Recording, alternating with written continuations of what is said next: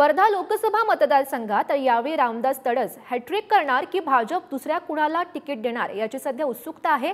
आणि याचबरोबर महाविकास आघाडीकडून काँग्रेस आणि शरद पवार यांच्या राष्ट्रवादी काँग्रेसमध्येही या मतदारसंघातून लढण्यासाठी सध्या चुरस दिसते आहे।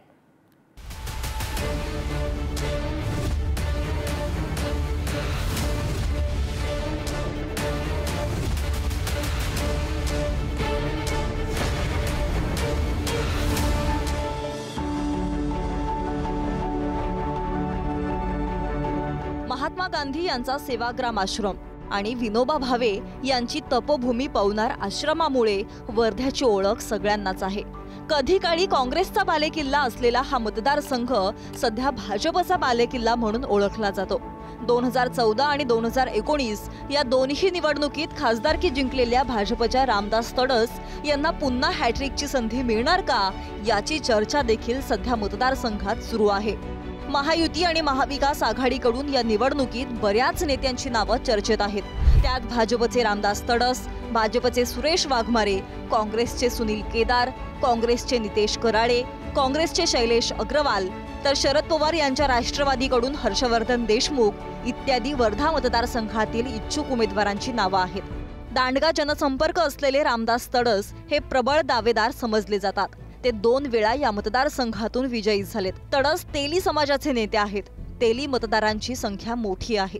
सुरेश वाघमारे हे वर्धा लोकसभेचे माजी खासदार असून संघ परिवाराशी निगडित आहेत। तेली समाजाचे असल्याने फायदा होऊ शकतो।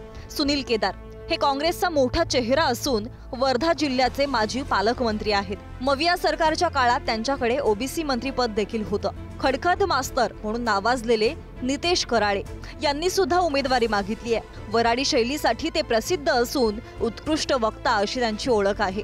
सोशल मीडियावर लोकप्रिय आणि युवा वर्गात त्यांच्याविषयी मोठं आकर्षण आहे। शैलेश अग्रवाल हे देखील काँग्रेसकडून इच्छुक आहेत।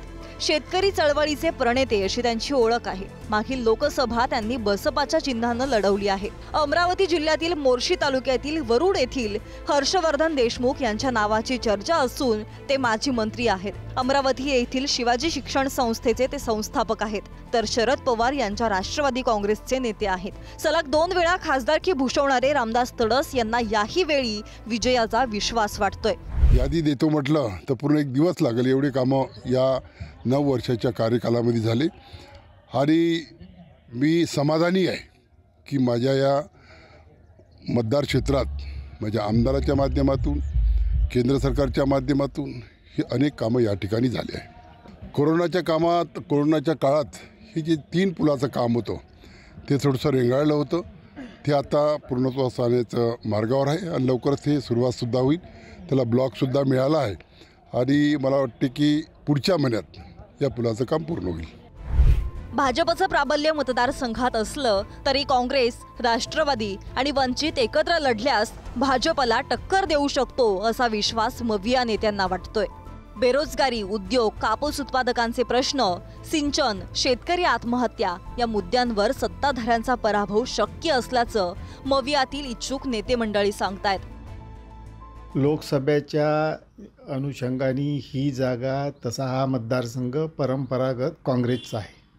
काँग्रेसचा असल्यामुळे ते काँग्रेसच्याच वाट्याला गेली पाहिजे अशी आमची सर्वांची इच्छा।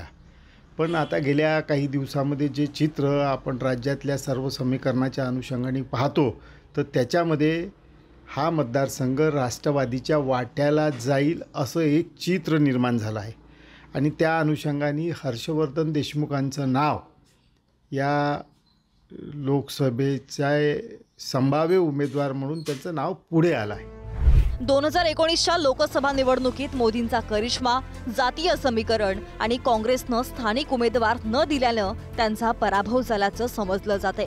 काँग्रेस आणि भाजपातील गटबाजीमुळे देखील यावेळी काय चित्र निर्माण होईल याची शाश्वती नसल्याचं सांगण्यात येतंय।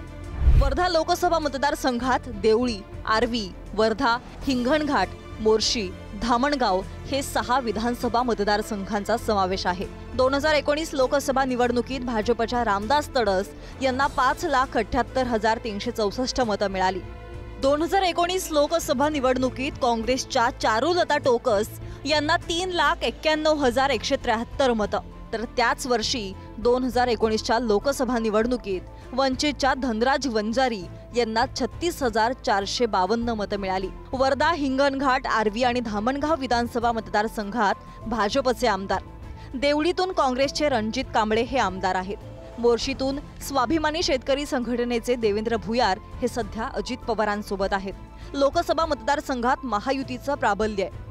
राज्यातील सत्ता समीकरणात झालेल्या बदलानंतर शिवसेना आणि राष्ट्रवादीची आधीची ताकद दुभंगली गेली आहे. माजी केंद्रीय मंत्री सुबोध मोहिते हे अजित पवार यांच्यासोबत गेलेले आहेत, तर आमदार देवेंद्र भुयार यांची साथही अजित पवारांना आहे. भाजपचे 4 आमदार आणि अजित पवारांच्या राष्ट्रवादीच्या साथीनं सध्या तरी महायुतीचं पारडं जड असल्याचं समजलं जात आहे.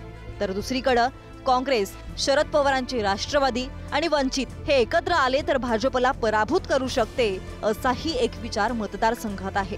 पुढारी न्यूजनं केलेल्या महाराष्ट्राच्या महासर्वेत वर्धा मतदारसंघात काय अंदाज होता हे देखील पाहूयात.